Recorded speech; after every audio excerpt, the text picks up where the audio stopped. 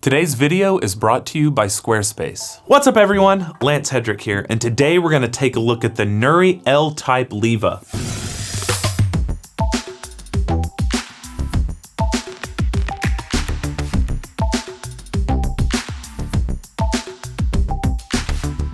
I'm really excited about today's video. This is a machine a lot of you have been requesting to see a review of, and it's also just a really beautiful one that I'm excited to have sitting in my studio. This is a machine made by a man named Antonio Nurri. Now, he's had a long time in the coffee industry. He actually worked doing sales for ACS, and I did a video on their vostok right here back in January. Now, that vostok was a prototype. I still haven't really gotten to play with the production version, but today I'm sure I'll make some comparisons to my quick and brief experience with the vostok with my much longer experience with this final version, Nurri. This is an absolutely gorgeous machine. Now, before we jump into this video, I would ask that you hit the like and subscribe if you've enjoyed previous content. Obviously, if this is your first time, welcome to the channel. We do some weird coffee stuff here, and I'm excited that you've joined us. I also would like to ask that, check out the Patreon link below if, again, you've enjoyed previous content. I've started giving away hordes of machines. We have a giveaway up at any given moment. Hopefully going forward, that's how it's going to be. But whenever I buy machines using Patreon funds, I like to give it back to the people that paid for it, essentially. So I try to buy as much equipment as possible. This one is on loan, but the ones that I do buy, I like to give back to you all. So check that out. Enjoy the giveaways and get on my Discord. But anyway, enough of that self-plugging. Let's move on with the review. The way that it's shaped with those panels kind of ascending, going up with that angle, it looks kind of like a predatorial bird kind of with furled wings sitting there ready to kind of attack. You have these two paddles right here that remind me kind of Hawkman's mask. You have, these two kind of praying mantis style wands. And overall, I just think it's a really unique looking machine that maintains minimalism while also exposing some of the more modern style of design. You have the straight lines, you have the intense angles, while maintaining kind of a softness to the eye. Of course, it is quite large, but when you're getting all of the things that you get in this machine, similar to the vostok, size is maybe something you'll have to sacrifice in order to get something with all of the features this has to sit on your counter. Antonio is from Naples. Naples, as many of us know, it has a robust history when it comes to espresso, and even now, they are still known for having lever machines in almost all of their cafes. You go down there and you see Los San Marcos and other types that are just sitting around in cafes being used on a daily basis. Whereas the majority of the country has switched over to semi-automatic machines, they still remain committed to that original style of pulling espresso.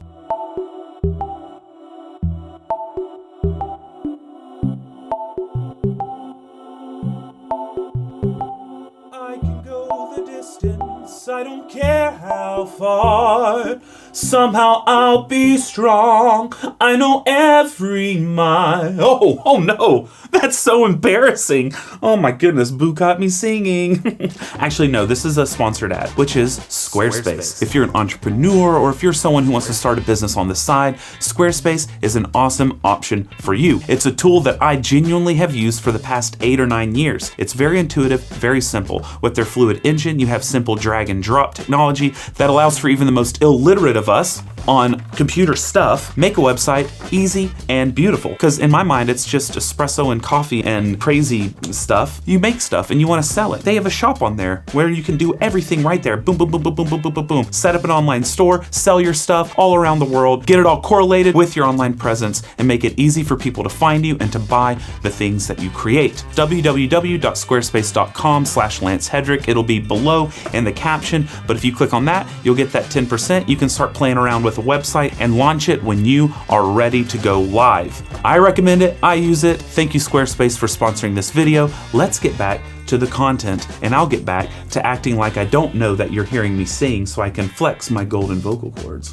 I am on my way, I can go the distance. I've gone over in many videos the advantages of pulling lever style shots, but just to briefly kind of summarize why I love lever style shots, it's very simple. Whenever you're pulling a shot of espresso, if you maintain a high pressure, say 9 bar, then in order for the puck to maintain that pressure, you're gonna have to continually hit it with with more and more water from the pump, which means as that puck is eroding, which obviously it does, it loses about 20% of its mass. As that puck is going away and the resistance is going down, in order to compensate for the loss of resistance, you have to give more flow. So that pump starts pumping more water per second in order to make up for the loss of resistance, because as a lot of us know, pressure equals flow times resistance. So that input flow and that resistance, those go hand in hand. So if the resistance goes down, in order to maintain that 9 bar of pressure in a semi-automatic where the pump is at a set pressure, that flow must go up. As that puck is deteriorating, it is more prone to channels. If you blast it with more and more water, it's going to find and expose a lot of channels. So when you have a lever, as it goes up, because it's based off of this spring, the pressure will steadily decline as that puck is eroding. It's so hard to dial in espresso that's really good on flat 9 machines. You might have a small window, but it changes so easily throughout the day because how many things can go awry whenever you're dialing shots in due to that massive amount of channeling. Even with perfect puck preparation, there are a lot of espressos or a lot of coffees that just don't taste good on flat 9 bar shots. Let's dive deep into this machine. While the machine might look intimidating, it's actually very simple to control.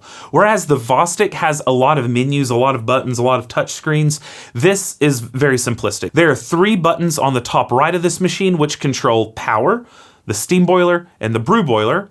And then there are 2 buttons on the left side of the machine which control the menu, which is a very simplistic menu. There are 3 options, and then going up and down on temperature. Now, a great parallel that I saw on Home Barista when people were discussing these 2 machines, the Vostok and the Nurri, is that this is more like the Apple products of the manual lever machine world. It is very intuitive for the consumer. It's very kind of, it's very approachable, and it's just very easy to understand while still giving the user a ton of capability. Whereas the Vostok, it's like a Samsung, which I am a Samsung person. I love Samsungs. It gives you a ton of control, but you're using a lot of kind of, electronics and touch screens in order to really control all of that. So for instance, a common issue with these spring lever type machines is as you're going up, as that spring is pushing the lever up, if you want your shot to be done, maybe you've hit your weight that you wanted, you're using a scale, you want 18 in, 36 out, you hit 36 grams, and it's still only at 7 bar of pressure. There's still a lot of water in the reservoir that needs to be pushed out. So you pull the cup away, and normally you just have to let it sit there and drain until all of that pressure is released. And then even once the liquid has stopped coming out, it's still pressurized in that chamber because that puck is made kind of like a barrier. And so a lot of times if you pull out that handle prematurely, you have kind of an explosion of grounds because it's still highly pressurized. So what Vostok did is they created this electronic valve that you could have a little button, you click it, it opens a valve kind of like a solenoid that releases the pressure, and the leftover water goes kind of in the drip tray.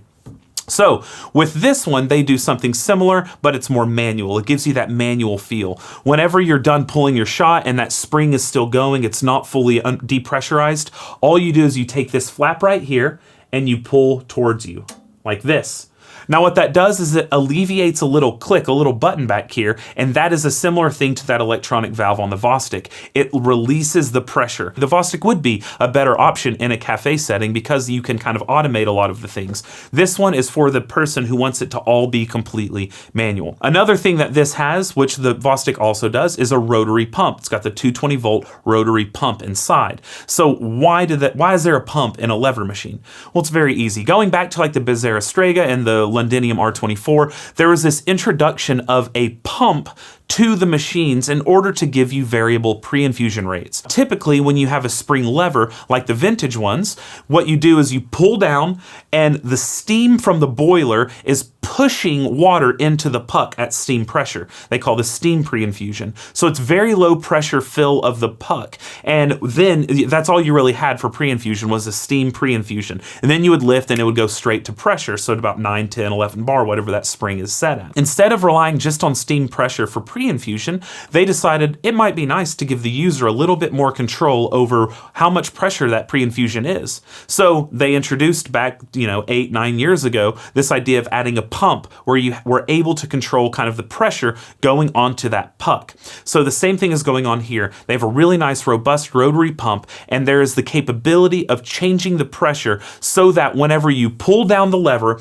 it kicks kicks on the pump automatically. So when you pull down, instead of relying on steam, it's actually feeding water via the pump. The way that that happens is there's another actuator back here, and so you can actually start the pump using these flaps right here. So if you remember, I said this left flap you pull backward to release that valve. Well, in order for you to just start the pump without using the lever at all you have to do is either side push away from you, and you hear the pump is going. Now it stopped, pump is going, now it stops. What this allows you to do is actually, you could pull manual shots at 9 bar if you wanted to without the spring lever. If, for instance, your favorite cafe gives you their coffee and they tell you exactly how they dial it in on their cafe 9 bar machine, you can set your pump to 9 bar and you can just pull a 9 bar shot manually using this, not even touching the lever. But in the same way that this actuates the pump, whenever you pull the lever down, the same thing happens. It has a little tail on the end of the lever and it pushes back these flaps. You see how those flaps move right there? Now, because you're able to control the pump with these paddles, this is gonna open up a huge realm of possibilities for you, the user at home. What you can do is you can actually start your pump using this, then you can let it go. And the shot timer's already going. So just so you know, the shot timer will start as soon as that pump is engaged, whether you start with the lever or manually. And that timer will continue going until you release the valve, all right? So what this allows you to do is you can do a blooming style espresso. Instead of pulling down, which will negate any attempt at blooming, because once it's pulled down, that pump's going, and if you lift back up, the spring is engaged. So if you want a true blooming espresso, you can do that with this machine. You can start your saturation with this. Boom, you've saturated the puck, then you let go. As long as you don't release that valve, that water will stay on the puck. So you can do a true blooming style lever shot. Who would have thunk it? That's awesome. And then after 30 seconds of blooming, then you can pull down and actually hit that spring. So you have an actual cessation of water being added to the puck. You just have static pressure from the water that's already been added, cut the pump off, and then it just maintains that pressure in the group, which is just such a cool capability and will, I think, open up some new styles of lever shots that people are gonna really enjoy. How can I change the pressure of that rotary pump to give me a 3 bar pre-infusion, a 7 bar pre-infusion? On the vostok, they have a touch screen. You can just very easily go to the pre-infusion, you click down or up from 1 to 6 bar. Well, all you have to do is get a blind that you toss into your basket, or if you have a blind basket, that works too. You cover those holes up so that no water can get by, and that way you can build pressure. What I'm doing is I actually have a press sensor in here, which is an awesome company that make Bluetooth transducers so that you can follow along with the pressure during your shot. So I have one installed inside of here, and there's a great app that goes along with it, which I will put the screen recording on the screen. But essentially, all you do is you'll actuate the pump. I'm just gonna do it manually using one of these flaps. We're gonna start this app, and then we go. So currently, we're grazing up. We're at about 2 bar, 1.8 bar. Now I'm gonna start turning it. I'm turning the knob. As you see, it's slowly going. I can go fast, bang. Go fast. I stopped at 4.14. Going up, going up, going up, going up. And all I'm doing is turning this knob. That's all I'm doing. Turning the knob, going up higher and higher and higher and higher and higher and higher and higher. And I'm gonna stop because this lever is moving down. We release that pressure, you see that? There's a ton of pressure built up. That is a way you can kind of do it, or you can do it while you're pulling a shot because it's gonna show you the pressure if it's fine enough grind. Now, something I did notice whenever I was changing the pressure is it would go up and down, but once it was going, it wouldn't go back below 4 bar. You'd have to turn it off and go down below 4 bar, and there you go. So I would always start, if you're wanting to look for it, go ahead and loosen it before you start checking the pressure, and then slowly go up to find the pressure you're wanting your machine at. Now, this machine is a 54 millimeter group head, which is like a standard on the Los San Marco groups. It's the same as the vostok, and it has an actively heated group head similar to the vostok. So there are 3 PID controllers, which is to be expected. One in the group head, one in the brew boiler, one in the steam boiler. The steam boiler is 1.8 liter. The brew boiler is 0.8 liter. You have the capability of plumbing it in, which the vostok can do as well, or you have the water tank just on the top. I actually really like the water tank on this. That's a weird thing to say, but I think it's really sleek looking. Oftentimes you have just kind of this clunky looking panel that you pull up that oftentimes is plastic or something like that. This is really sleek. You just have this little blue panel on top, you lift it, and then you also have a lid. So it's not just that metal, not tight fitting lid, which other machines do have as well. It actually has a secondary lid inside, and it's easy to see the water level. I guess if you have a tall bar and you're short, it would be a little bit more difficult, but I have a tall bar and I'm tall, and it's good to go. I like good drip trays. This one does a good job. The one downside, and this is something I've noticed on some other machines, is if you pull straight out, it gets caught. If you have to lift up in order to unlock it, you could dip out the back. You could drop some of the water out the backside and make a no fun mess. It's a decent size. You can remove this if you don't want that. I think it's nice because it can, for people who want that heavy crema, you can get the cup closer to it so not as much dissipates between that and the cup. It also will help with anti-splatter. The further it goes down, the more it's gonna splatter up, but it still looks really sexy. Like I was saying earlier, there are just a few buttons on the front of this. One turns on and off the brew boiler. So you could turn the machine on and not have anything on. So if you want to just keep the machine on idle, you can just turn the brew boiler on and off. Same with the steam boiler. So if you're someone that just wants espresso one day, you can leave the steam boiler off and it's ready to pull shots in 15 minutes. Because of the way it has its actively heated group head and because of the efficiency of heating up the brew boiler, it is seriously ready in about 15 minutes. Done. Normally machines like this take a lot longer because how much metal is going on in the construction, but it's a very efficient group head that heats up incredibly quickly. You can have the power button on and the machine not turn on. And that's because the master switch is over here down to the left. There's a little toggle switch underneath the front left panel where you have to flip it on in order to kind of actuate the machine. These three buttons have blue lights surrounding them. If you have the brew boiler on, meaning the button is depressed, as long as the blue light is on, it means the group head is not to temperature. It means those PIDs are not reading their proper temperature. Chill out, wait until the blue light's gone. So whenever you pull a shot, it might turn blue right after because it's reheating in order to get back to that stable temperature. Same thing with the steam boiler. If that light is off, you're good to go. If it's blue, it's not to the temperature you set. Speaking of setting temperatures, there's just this one screen on the whole machine, one little tiny screen, and it has multiple usages. You set 3 different temperatures, so the 3 PID controllers that you have, and it turns into a shot timer when the shot is actually pulling. So as it sits idle by, it is showing you the real-time brew boiler and steam boiler temperature. So it shows me 93, which is what my brew boiler is set at, and then it switches over to 130, which is what I have my steam boiler set at. The way you change that is very easy. Click both buttons at once, and you have T1. In order to enter T1, which is the brew boiler, you just click up. And I can go all the way past 100 degrees. I'm just going up. You can just blow this machine right out of the water. Then you wait for it to kind of save, to reset, and then boom, we're back to T1. In order to go to the next menu, you hit the left button. Boom, now we're on T2. We click the right button in order to engage it, and I can change the steam boiler. And it goes all the way down to 50. I don't know why you'd want 50 degree steam, but it goes there. I'm gonna go back to 130, let it sit to save again, and then it goes back to T2, showing me we're ready for the menu. You can go to T3, which is the group head. So what the PID controller with the cartridges and the group head is reading. I have it set at 93, but you can set a temperature differential. If you want the group head hotter because you're gonna lose temperature going from the boiler to the group head, you can go hotter. If you wanna go cooler to like cool it down or to like maintain what you think the temperature is gonna be from the boiler to the group head, you can go lower. It doesn't matter, play around with it. I would recommend playing in big temperature gaps because with small ones, you're not gonna really notice. If you do, you're probably just being an anecdotal little toot. I want to just show you kind of the Steam 1 capability. Now, instead of wasting milk, I'm just going to show you how much pressure there is here. It's a 2-hole steam tip, but it is super nice pressure. It'll steam your milk really quickly. I'm sure there are, interchangeable steam tips. I would prefer a 4-hole steam tip, but a 2-hole is just fine. I don't sit around and freak out about Steam 1s. They can all make beautiful silky milk. It just takes some practice and some technique. The tamper it came with was miserably undersized. It was not a good time at all. So I highly recommend, unless they're shipping new tampers now, that you're going to want to invest in a more tightly fitting tamper.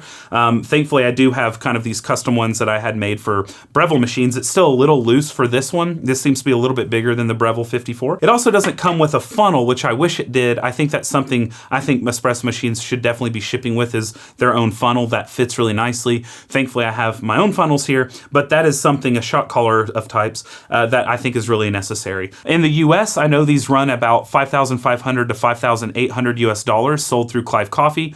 I know they go for about 8,000 Canadian dollars through their distributor. I think it's I Love Coffee or I Drink Coffee. In Europe, it goes for about 5,300 euros or so. That is quite a bit of money. That's quite a chunk of change. And it's quite a bit more than the ACS vostok. But what one needs to think about is the vostok, though a lot cheaper, it's kind of the expectations on you, the onus is on you to fix it if anything goes wrong because they ship from Italy.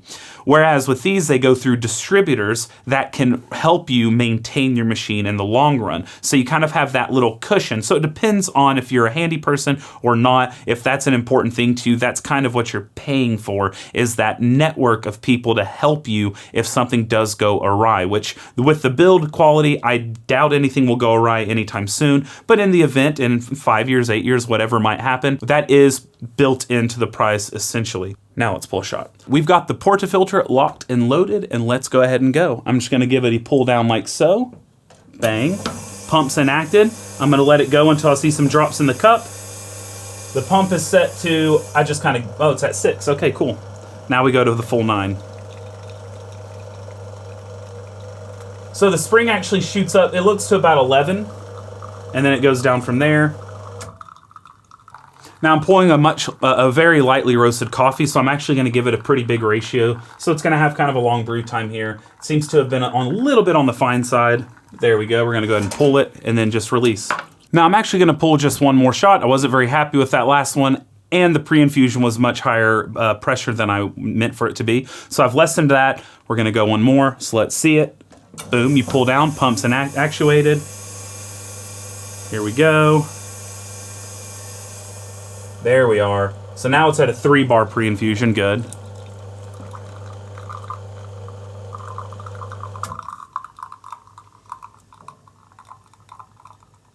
There it goes. Very nice. Much nicer flow rate coming out of that. Gotta love that sound, eh?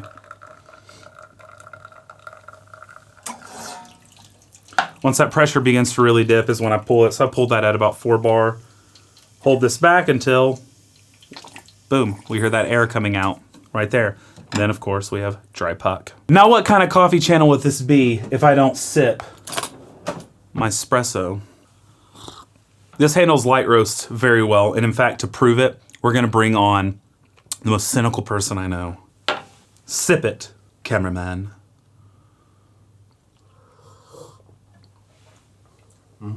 It's good. It's nice. It's nice. You hear that? He even went Australian on us. Wow. He went nice. Nice. It's nice. So it can do light roast, it can do dark roast, it can do all the above with ease, as long as you have it dialed in, obviously. But this is really well dialed in. And that was without a scale. So we're going real tactile today, based off feel alone. In fact, this is so good that I feel a song coming on. I am on my way. I can go the distance. I don't care how far. Somehow I'll be strong. I know every mile will be worth my while. I can go most anywhere to feel like I belong.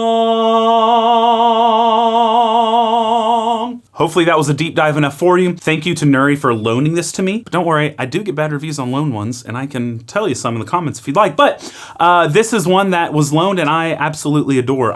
It is big. That is the number one downside. Another thing is, I will say one other con, the stickers, if you're wiping it down with a rag or something, they can kind of come off, and that's a little annoying. Also, the knob on the back where you change the pressure, if you go to like 1 bar or something pretty low, that knob gets loose and it'll rattle a little bit as you're pulling your shot. Outside of that though, this is what you want when you take the art of manual espresso and you're truly trying to modernize. If that is what you are looking for, I can't see a better option on the market than this, because you're really maintaining that tradition, that tactile experience, that capability of using your hands to kind of control all the different processes without automating everything. I recommend it. Stamp of approval. I really like it. It made me sing Hercules. What more can you ask for?